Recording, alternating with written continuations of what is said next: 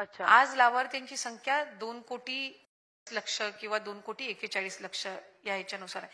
म्हणजे त्या वेळेला त्याची स्क्रुटिनी होत गेली म्हणून तर हे डिफॉल्टच तिथपर्यंत किंवा फॉल्टच तिथपर्यंत आले नाही ना. नाहीतर जर 2,60,00,000 जर रजिस्ट्रेशन झालं होतं आणि त्यांना जर निवडणुकीपूर्वी जर लाभ दिला असता तर हे आपण म्हणू शकलो असतो की शासनाने त्यावेळेला ते केलेलं आहे आणि आता ते त्यांच्याच ह्याच्यामध्ये बदल करतायत. म्हटल्याप्रमाणे रजिस्ट्रेशन जसं जसं होत गेलं आणि याच्यामध्ये एक गोष्ट आपण लक्षात घेणं गरजेचं आहे की रजिस्ट्रेशन ही कंटिन्युअस प्रोसिजर आहे.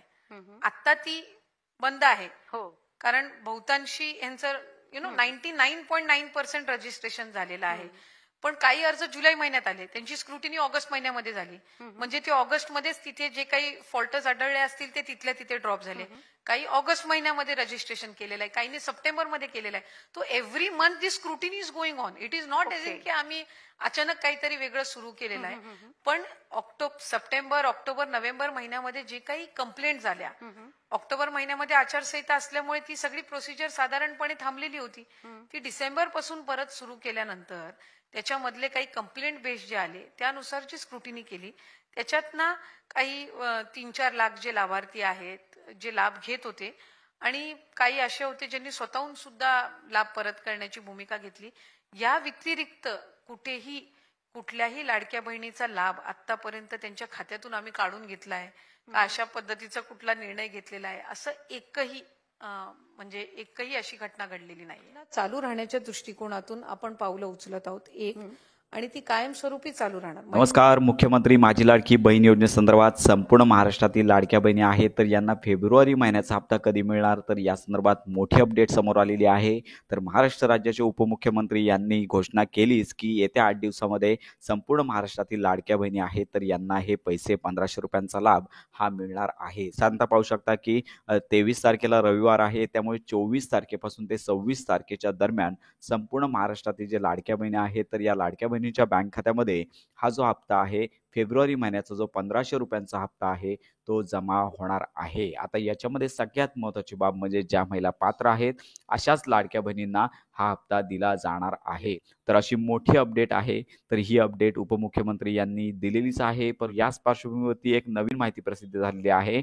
पाहू शकता की लाडकी बहीण योजनेसाठी आता सरकारचे नवे निकष आणि याच्यामध्ये काय हे निकष आहेत हे आपण पाहणार आहोत. आणि तुम्ही ज्या लाडक्या बहिणी आहेत तर यांच्या अंतर्गत बसता की नाही हे तुम्हाला चेक करून घ्यायचे आहे. तर लक्षात घ्या की लाडकी बहीण योजनेअंतर्गत लाभार्थी ज्या महिला आहेत तर यांना दरवर्षी जून महिन्यामध्ये बँकेत KYC करावी लागणार आहे. त्याचबरोबर मुख्यमंत्री माझी लाडकी बहीण योजनेबाबत दिवसागणिक वेगवेगळी माहिती समोर येऊ लागली आहे. विविध कारणातून 5 लाखाहून अधिक महिला या योजनेसाठी अपात्र ठरल्यानंतर सरकार निकषांची आणखी कठोर अंमलबजावणी करणार असल्याचं स्पष्ट झालं आहे. आणि या योजनेमध्ये निकषात न बसणाऱ्या मात्र तरीही लाभ घेणाऱ्या महिला या योजनेतून बाहेर काढण्याच्या हालचाली सरकार दरबारी सुरू आहेत. आणि ज्या महिला विविध सरकारी योजनांचा लाभ घेतात आणि ज्यांचे उत्पन्न 2.5 लाखांवर अधिक आहे अशा महिलांना या योजनेतून बाद केले जाणार आहे. याचबरोबर लाभार्थी महिलांचे उत्पन्न 2.5 लाखांहून अधिक आहे की नाही हे तपासण्यासाठी राज्य सरकारकडून प्राप्तिकर विभागाची मदत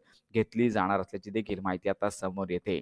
योजनेमध्ये पारदर्शकता राहावी यासाठी लाडकी बहीण योजनेअंतर्गत लाभार्थी महिलांना दरवर्षी जून महिन्यामध्ये आता बँकेमध्ये KYC आता करावी लागण्याचे वृत्त समोर येत आहे. आणि याचबरोबर योजनेचा लाभ घेणाऱ्या महिलांना हयातीचा दाखला देखील जोडावा लागणार आहे आणि त्यानंतरच योजनेतील पैसे त्यांच्या बँक खात्यावरती जमा होणार आहेत.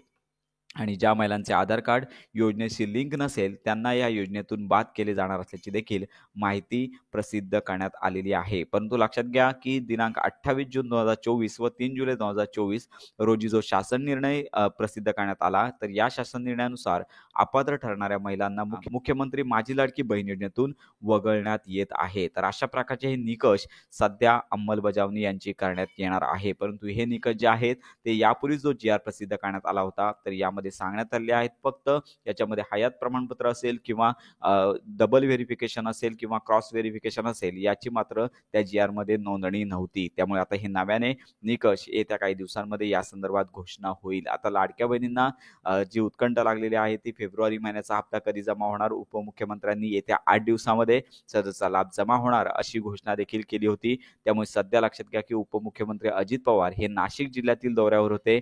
लाडकी बहीण योजना बंद होणार नसून आपण फेब्रुवारी महिन्याच्या निधीसाठी चेकवर सही देखील केली आहे असं त्यांनी सांगितलं आणि फेब्रुवारी महिन्याचा हप्ता मिळण्याचा मार्ग मोकळा झाल्याचे त्यांनी सांगितलेला आहे. तर लक्षात घ्या की मुख्यमंत्री माझी लाडकी बहीण योजनेअंतर्गत जो फेब्रुवारी महिन्याचा हप्ता आहे तो पुढील 8 दिवसामध्ये जमा होणार अशी घोषणा झाली असली तरी देखील मंत्री आदित्य तटकरे या संदर्भात घोषणा करतील आणि त्यानंतरच हप्ते वितरण सुरू होणार आहे. साधारणतः 24 ते 25 तारखेपासून हप्ते वितरणास सुरुवात होईल. तर अशा प्रकारची ही महत्त्वाची अपडेट इतरांपर्यंत नक्की शेअर करा.